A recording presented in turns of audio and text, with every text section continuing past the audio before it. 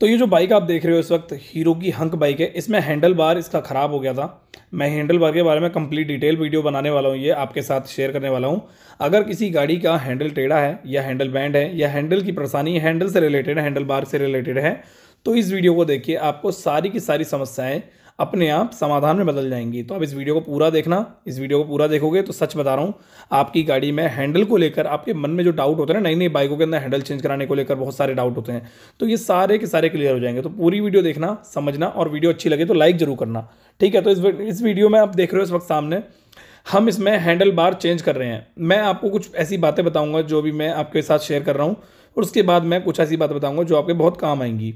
पहली बात तो ये है, अगर आपको हैंडल बार चेंज करना है अपनी गाड़ी के अंदर, तो ये जो सामने एलंकी वाले बोल्ट आप देख रहे हो, 5 नंबर के एलंकी वाले बोल्ट, इसे लूज करके आप सिर्फ इसे लूज करके हैंडल को ऊपर नीचे कर सकते हो। उसके अलावा अगर आपको हैंडल चेंज करना है तो आप खुद भी हैंडल चेंज कर सकते हो। हैंडल चेंज करने में ज़्यादा कोई तिगड़म नहीं करनी पड़ती है। आप कंपनी से हैंडल बार लेके ये 4 एलंकी वाले बोल्ट लूज करके और साथ में 10 नंबर के बोल्ट योग वाले लूज करके, मैं आपको दिखा दूंगा 8 नंबर के बोल्ट यूज करके इन गाड़ियों के हैंडल बार चेंज कर सकते हो। ये देखिए, ये हैंडल इसमें लग चुका है। अब बात करते हैं इसके हैंडल की सेटिंग के बारे में।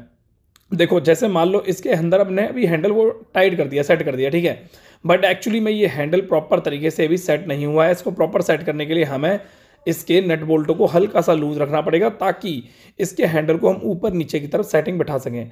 अब उससे पहले हमें करना क्या है, उससे पहले हमें करने के लिए इस गाड़ी के अंदर, इसके अंदर जैसे कि हमने जो हमारा क्लच का योग होता है, ये क्लच का योग होता है, इस योग को हमें साफ करके प्रॉपर तरीके से फिट करना पड़ेगा।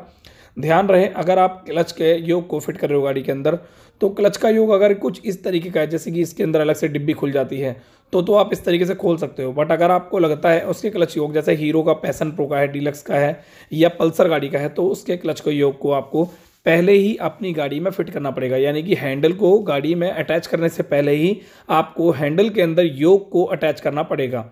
ये हमारा क्लच का योग कुछ इस तरीके से लगता है।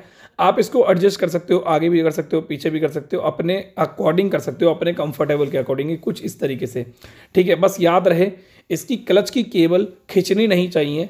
अगर इसकी क्लच केबल खिंचती है तो आपके लिए बहुत नुकसानदेह हो सकता है। काफ़ी सारे लोग हैं हैंडल को बड़ा डाल देते हैं, और बड़े हैंडल डालने की वजह से वो क्लच की केबल को बड़ा कर देते हैं, और बाद में क्लच केबल राइट साइड में हैंडल मोड़ने पर लूज हो जाती है और लेफ्ट साइड में हैंडल मोड़ने पर टाइट हो जाती है, जिसकी वजह से हमारी गाड़ी में क्लच प्लेटें फूकने के चांसेस बढ़ जाते हैं। काफ़ी सारे ऐसे लोग होते हैं जो क्लच की प्लेटों को फूकने का मतलब रीज़न ही नहीं पता लगा पाते कि आखिर मेरी गाड़ी में क्लच प्लेटें खराब हुई तो हुई कैसे। अगर आपकी गाड़ी में हैंडल के अंदर चॉक लीवर है तो उस पर भी आपको ध्यान देना है। काफ़ी सारे लोग हैं जो चॉक लीवर का प्रॉपर तरीके से इस्तेमाल करना नहीं जानते हैं। मैं बता देता हूँ कैसे। हम जब हैंडल बार गाड़ी का चेंज करते हैं तो हम अपनी गाड़ी के हैंडल बार में अगर कुछ भी मॉडिफिकेशन करते हैं और हमारी गाड़ी के हैंडल बार में चौक ऊपर की तरफ लगी हुई, जैसे कि इस वक्त दिख रही है आपको, ऐसे लगी हुई है, तो इसका मतलब यह है कि आपकी चौक केबल भी खींचने के चांसेस बढ़ जाते हैं। अगर आपकी गाड़ी के चौक केबल खींचने के चांसेस बढ़ रहे हैं, या फिर आपने गाड़ी की चौक केबल को खींच रखा है, हल्का सा भी 1%, सिर्फ 1% की बात मैं कर रहा हूँ, अगर 0.01% भी चौक केबल खींची रह गई तो आपकी गाड़ी का इंजन मात्र 3 से 4 महीने में बिल्कुल बुरी तरीके से डैमेज हो जाएगा। अब वो कैसे, मैं आपके साथ शेयर करता हूँ। फॉर एन एग्जांपल, आप मान के चलो आपकी चौक जो है 1% खिंच गई है, उसमें क्या होगा, आपको ऐसा लगेगा कि आपकी गाड़ी के हल्के से आरपीएम बढ़ गए हैं।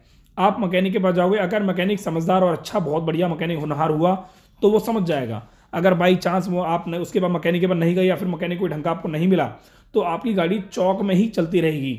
अब चौक में गाड़ी चलने पर होता क्या है, चौक में चलने से आपकी गाड़ी में पेट्रोल की मात्रा इंजन में ज़्यादा जाती है, जिसकी वजह से कार्बन ज़्यादा बनता है, और आपकी गाड़ी के इंजन में बहुत ज़्यादा कार्बन बनने की वजह से हेड के वॉल के गाइड हेड की वॉल की सीट सारी डैमेज हो जाती है, और पिस्टन पे बहुत ज़्यादा असर पड़ता है, और बाद में फ्यूचर में हमारे पिस्टन पे बहुत ज़्यादा मतलब फर्क पड़ने से वो ख़राब हो जाता है और काला धुआं देने लग जाती है गाड़ी। अब बात करते हैं क्लच, जैसे गियर में सेल्फ काम नहीं करता, तो ये जो 2 वायर आप देख रहे हो, ये 2 वायर, ये सिर्फ और सिर्फ 2 वायर, सिर्फ और सिर्फ आपकी मतलब गाड़ी की बात कर रहा हूँ, ये 2 वायर सिर्फ जब भी बात काम करती हैं उसी चीज़ में ले काम करती हैं जिस चीज़ में हमारी गाड़ी गियर में सेल्फ उठाती है। आपने शायद नोटिस किया होगा, क्लच दबाने पर गियर में सेल्फ काम करता है, तो ये 2 जो वायर हैं ये उसी टाइम ये काम करती हैं। अगर आपकी गाड़ी में क्लच की केबल मतलब क्लच दबाने पर सेल्फ काम नहीं कर रहा है और आपकी हीरो से रिलेटेड गाड़ी है, तो ये 2 वायरों के ऊपर ही दिक्कत आती है।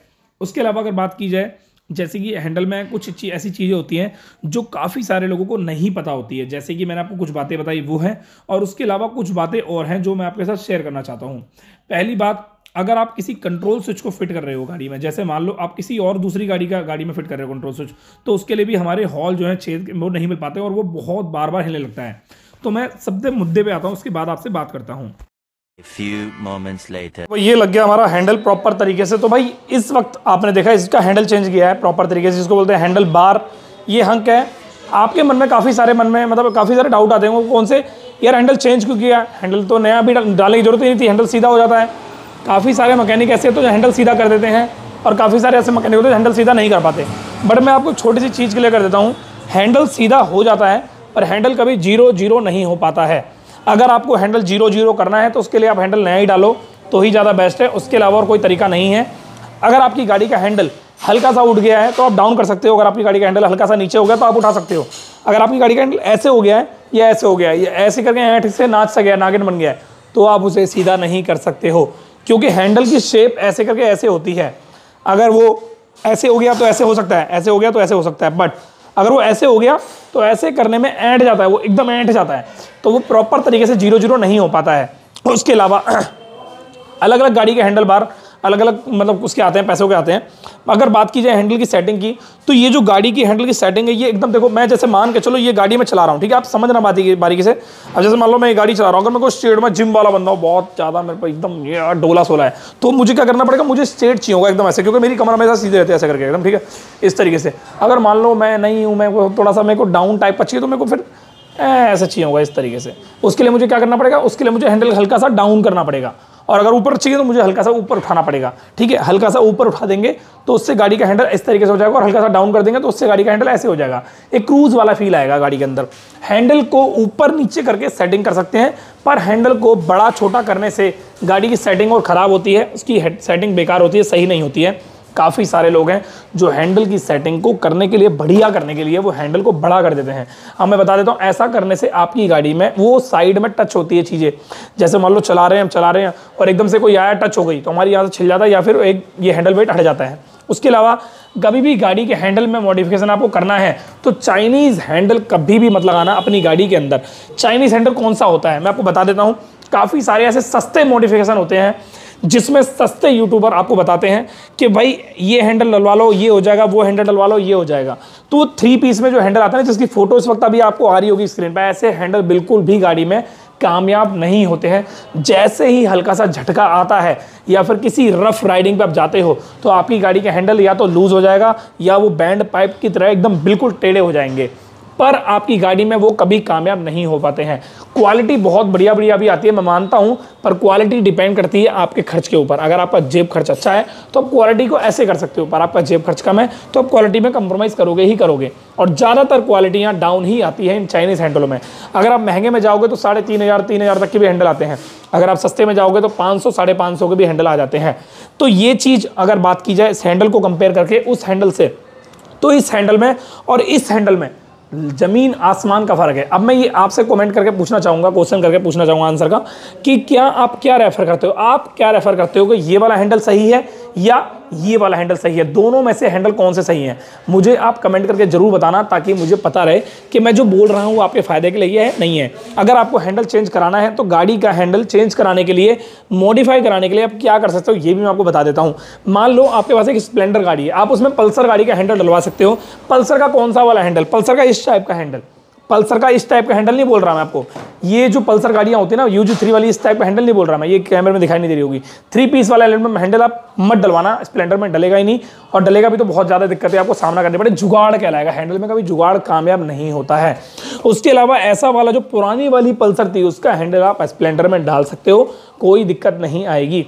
अपनी गाड़ी का FZ का इंजन FZ का हैंडल आप स्प्लेंडर में डाल सकते हो, कोई दिक्कत नहीं आएगी। आप वो जेन्युइनिटी कहलाएगी मानता हूं मैं, बट थोड़ा बहुत बैलेंस को लेकर आपको समझना पड़ेगा। और कमर ऐसे करके नीचे झुक जाएगी, ऐसे करके इस तरीके से थोड़ा डाउन हो जाएगी, हल्की सी ऐसे करके डाउन हो जाएगी। तो ये चीज़ आपको खुद मैनेज करनी पड़ेगी। अगर आप इस बात से सहमत हो तो मुझे कमेंट करके बताना, अगर आप इस बात से सहमत नहीं हो तो मुझे कमेंट करके बताना। एक चीज़ और बता देता हूँ, आपकी गाड़ी में अगर आपने वो चाइनीज़ हैंडल डलवाया है और आपको संतुष्टि नहीं मिली है तो आप मुझे कमेंट करके जरूर बताना कि आपका कितना पैसा खराब हो गया है। तो मिलते हैं नेक्स्ट वीडियो में। अगर आप मेरी बाइक की वर्कशॉप पे आके अगर अपनी गाड़ी का काम कराना चाहते हो, तो इंजन का काम कराना है या फिर लीकेज बंद करानी है, कोई ऐसा फॉल्ट जो आपका सही नहीं हो रहा है, आप गाड़ी से बहुत परेशान हो गए, एवरेज, माइलेज, पिकअप, स्टार्टिंग, कुछ भी, आप मेरी वर्कशॉप पे आओ, मैं उसे ठीक करके दूंगा टन के साथ, एकदम प्रॉपर तरीके से। मिलते हैं नेक्स्ट वीडियो में। Thank you so much and bye, take care. Description box में नंबर, अपॉइंटमेंट नंबर और वर्कशॉप का एड्रेस सब कुछ दे रखा है। तो thank you so much, bye, take care.